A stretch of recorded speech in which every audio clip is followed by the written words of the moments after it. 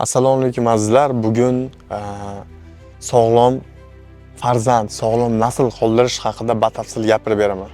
Albatta sog'lom farzand va sog'lom nasl qoldirish sizga, menga hamda albatta Allohimning qudratiga bog'liqdir.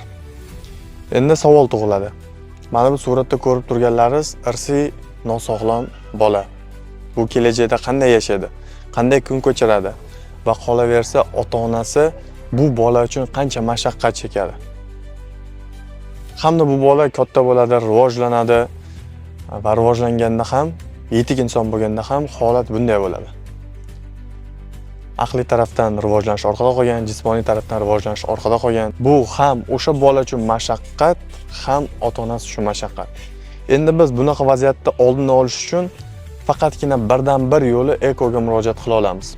Ekoga murojaat qilib, o'sha sog'lom nasl olish uchun harakatni boshlaymiz. Buning uchun er-xotin yaxshi reproduktiv kurga kelishadi. Erkakdan urug'ini terib olamiz, ayoldan tuxum hujayralarini terib, ikkalasini urug'lantiramiz.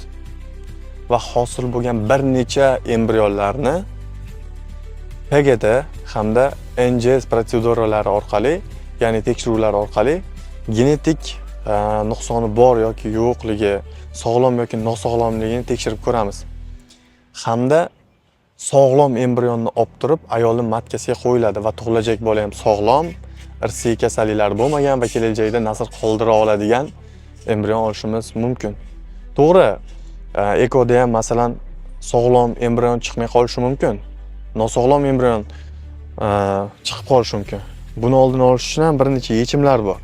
Donor folikula yoki donor spermadan foydalanish yoki o'sha genetik nuqsoni bor oilalarda vaqt o'tkazmasdan, yoshlik ketkazmasdan ayolning yoshiga qarab folikula zaxirasi ko'p vaqtda bir necha o'nlab, 20 lab folikula terib olib, ulardan o'nlab, 20 lab tuxum hujayra terib olib urug'lantirganda, ya'ni nima demoqchiman?